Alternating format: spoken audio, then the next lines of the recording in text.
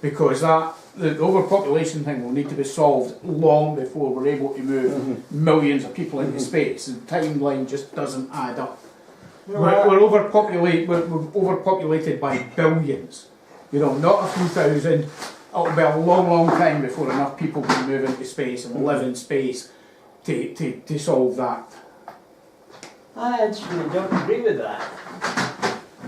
However, that's my personal opinion. I think it will not be long at all before they can move large numbers. But you've got to have somewhere for them to What do you mean by not? to. What do you mean by not long at all?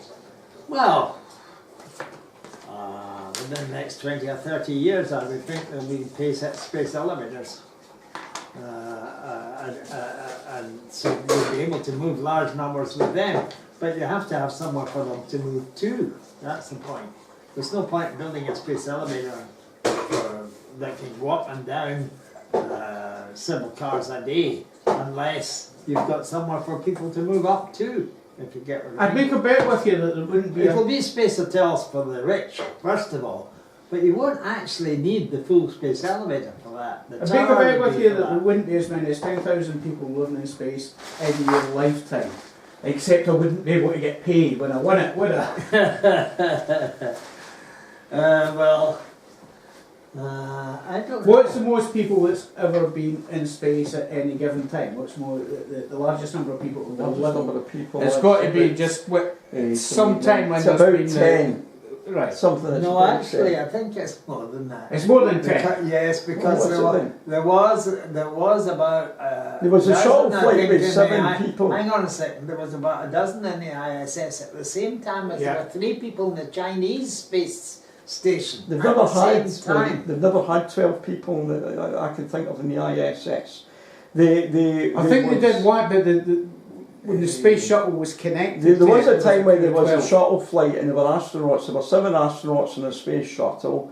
And I think there were so was many about 5 on the station. astronauts on the space station at the time, and I think that I need to look it up. So it's about 15. I don't think it was as much as 15. I think it was a bit. I need to look it up.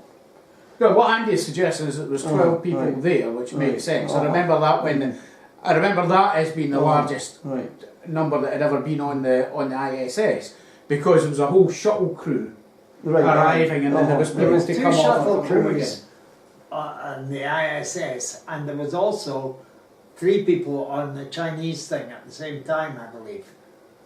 There was 2 people actually in the Chinese thing and 1 in a rocket at it.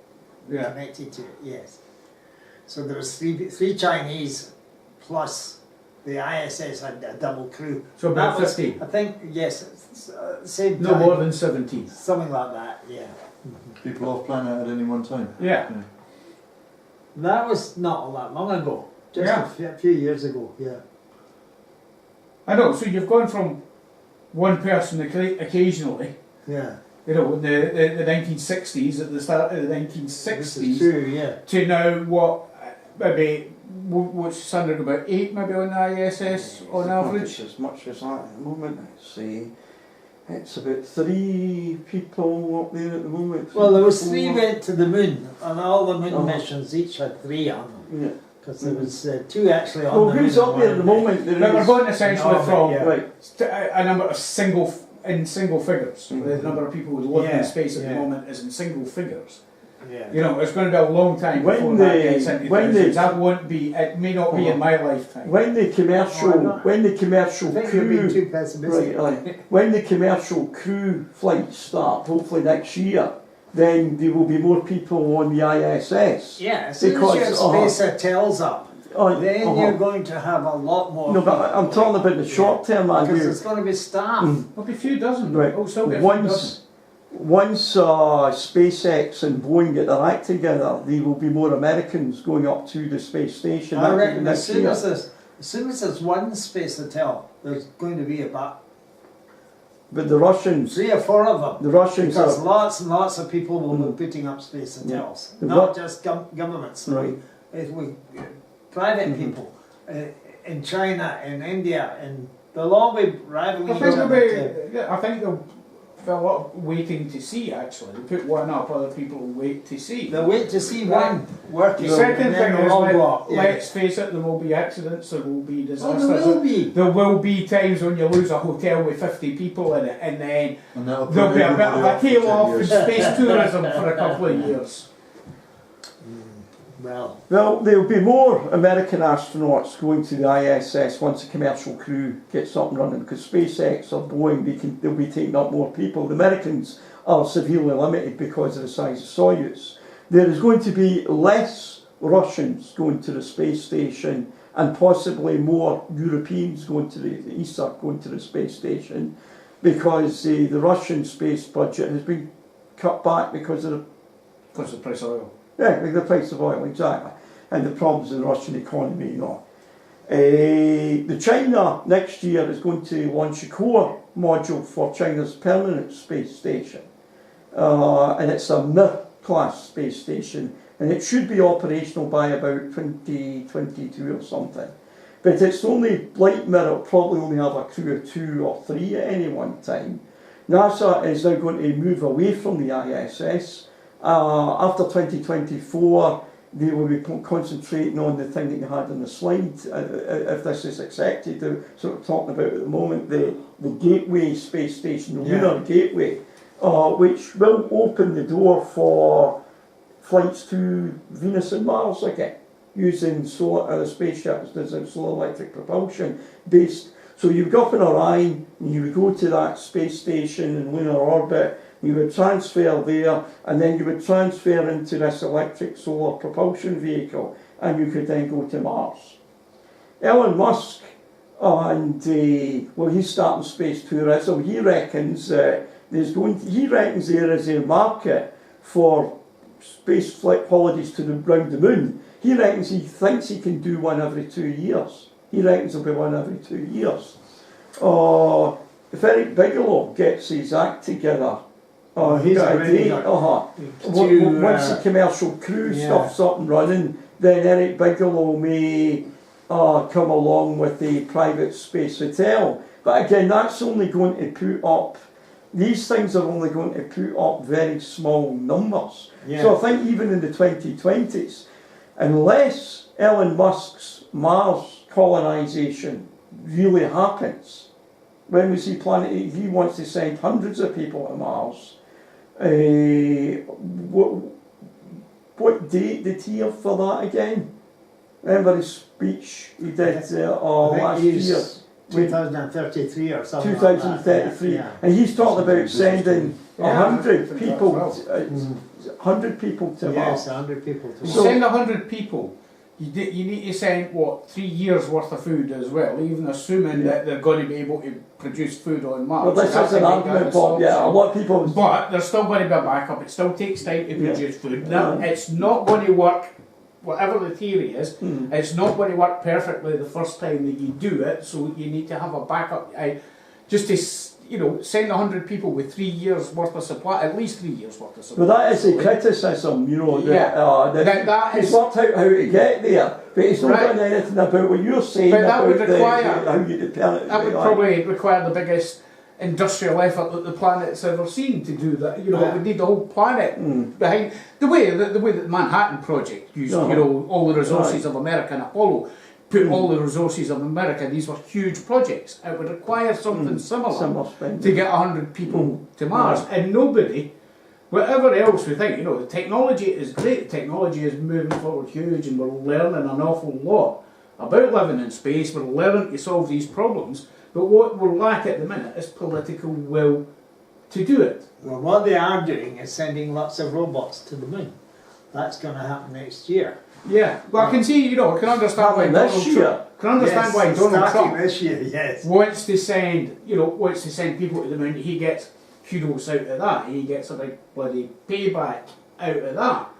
But then, for him to start a project that's not going to come off until 20 years after he's left office, and spend taxpayers' money just now on a project that won't pay off until long after he gets in. No, in actual fact, that's right, Bob. As long as it will actually pay off now.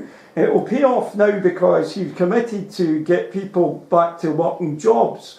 it will create huge amount of jobs in the short term within the next 4 years.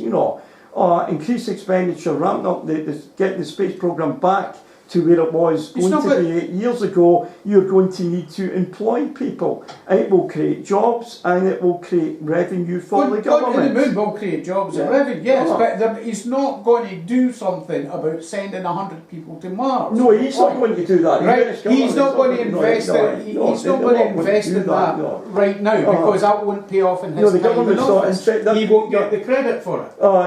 They're not going to do 100 folks to Mars. But what Trump is doing is a realistic space programme that is within the budget that they want to spend in space. And yes, it does create. That's why Theresa May's doing it.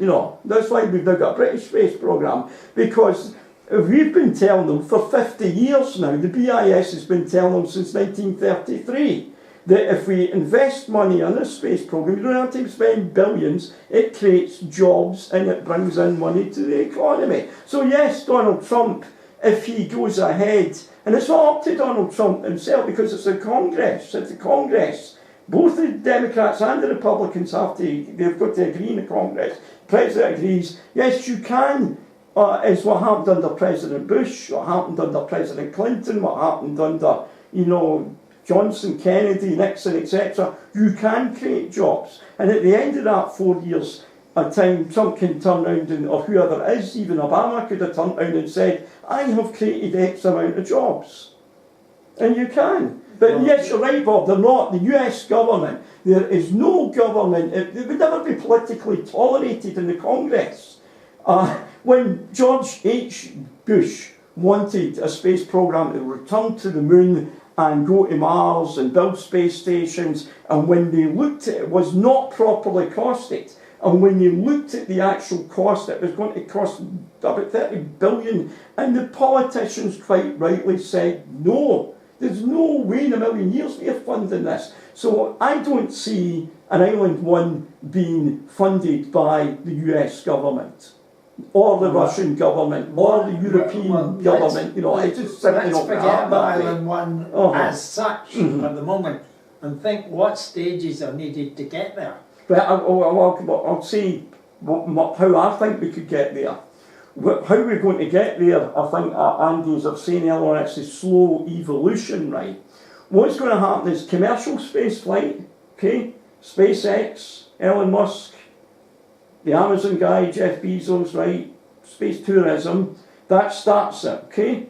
Then you get people coming along like Eric Bigelow with the space hotels. You have an inflatable, and that is a giant step towards it.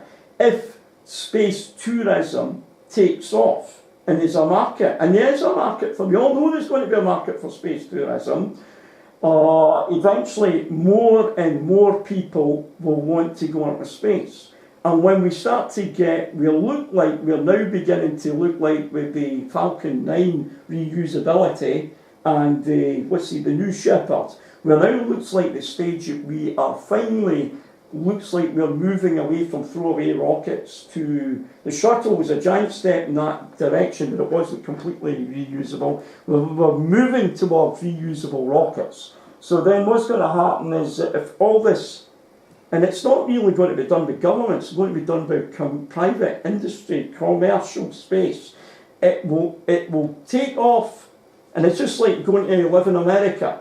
You've got the White Star Line set up, and you can buy a ticket to go on the Titanic or the Lusitania and leave Europe for a new life in the new world, Once you get the bases, it gets bigger and bigger and bigger, And you get guys from Dundee going over and putting money into the railroad in the United States so that it moves from New York right across to the west, The big difference it's moving, it'll take time.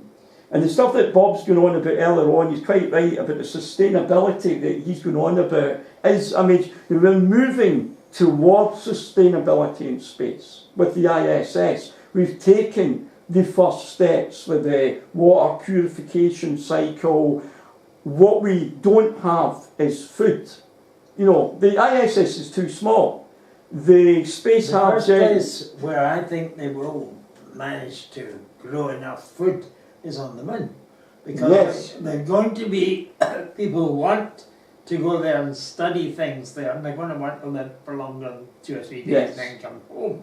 So there's going to have to be research into space agriculture on the moon's surface. I think that the moon would be actually easier to set up a space colony to begin with. And then these kind of things we're talking about will come at a later date. This is where I kind of disagree with Elon Musk about Mars. Yes, that's right. This is where I'm not so keen on Mars. You know, Elon Musk is going to Mars. He wants to do it on Mars. And it's very far away. It is like 6 months just to get there. Forget about all Mars the weather and problems and all that. And the moon doesn't have just that. Concentrate on the Earth-Moon system. Right, yeah, I think the moon, Andy, setting us, and even on the moon, you were talking really about 3 or 4 people, like an international moon base. But then, if you get the commercial industry, it's not just the government, and that's what Trump's talking about at the moment. He wants commercial companies. Obama didn't want this. Commercial companies involved with going to the moon. Now, if the government has, or the military has a base on the moon, and commercial industry, it's like the military. The military went and colonised places, and then commerce, and then commercial, and then people follow, you know. And on the moon, what you're on about, a moon base would have to be totally America, India, Europe, China, even the Arabs. Even the UK wants to go to the moon. Yes, they're all talking about investigating things on the moon. Yeah, it's only 4 days away, aye. The point is, it's not going to be just this place and that place and the next. A lot of them several of them actually want to go to the same place, the South Pole, the lunar South Pole. There's going to be several different groups wanting to go there.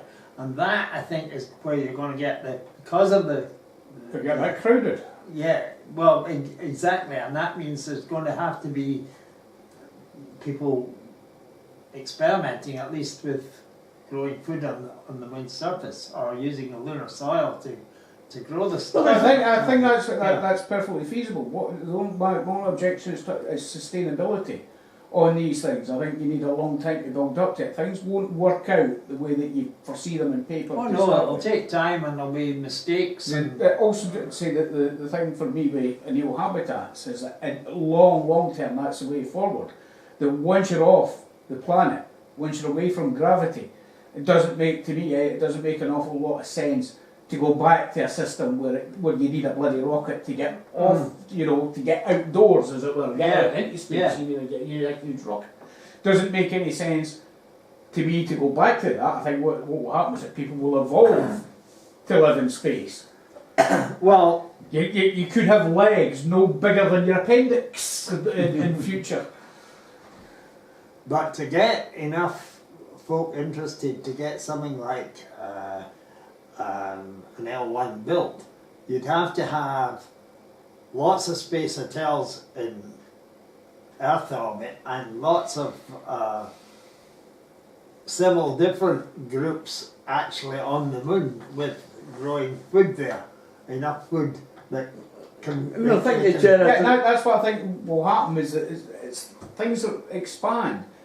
The expansion of infrastructure will run ahead of the number of people. This is my point about the stages. Well, we've got 2 of them. Well, I think if you have a moon base, you want a moon base that can grow, it's capable of growing 3 or 4 times as much food as it needs. Want to make it, that's what you want. To make it expand. Secondly, build up food stocks so that when there's a failure, you don't need to ship everything from even there. If you had one very good farming place on the moon that was actually working, all the other moon bases, wherever they would want food from there. That's right. I think farming, there's no excuse for starvation on the earth at all. People and famines and all this stuff. Because on the moon we could grow super crops. We've got sunshine, constant sunshine on the moon, So they are doing experiments at the moment about, growing food in lunar soil. I mean, that's I think that's going to come. Was it Jared O'Neill not said that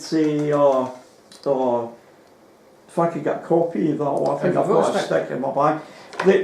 These space colonies could be financed by solar power generation. Was that not how? This is why I brought Glazer in. Because so Glazer had come out with this that before could be Neil's question got answered. I don't have. I thought I had a stick, but I don't. I've got it on here. I'll be Right, next Who's week. Glazer again?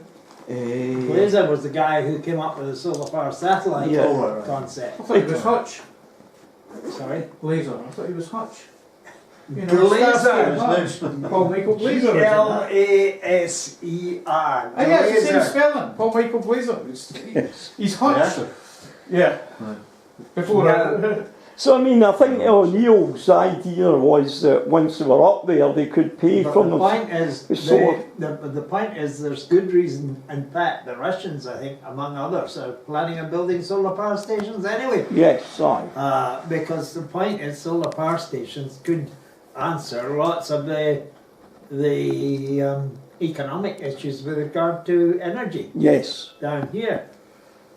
And with all the climate change stuff and the global Yeah. warming issues and all the rest of it, you know, if they were really serious about climate change and man-made global warming, you would think that they would be spending money on things like solar power and getting rid of cars that Jerry pollute, Brown- you know, and replacing it with this clean same electric governor vehicles. of California, Uh-huh. whom Nicola Sturgeon is meeting, has already advocated that he's pro-solar power stations. Uh-huh. Yes. He's I wanting. mean, the Russians, the California to Soviets build them. wanted to do it in the 70s. Brezhnev wanted to do it. And the communist countries would have continuous cheap, and then they could export to the West at rip-off prices, so we could get our, you know. The Americans, the shuttle could have done it. That was when the shuttle was coming, there was all the artwork and all that, you know, that's one of the things that the shuttle could have done. But the politicians, Carter was not interested in a space programme, so it never happened. But Could have happened. If Nicola Sturgeon and Jerry Brown are having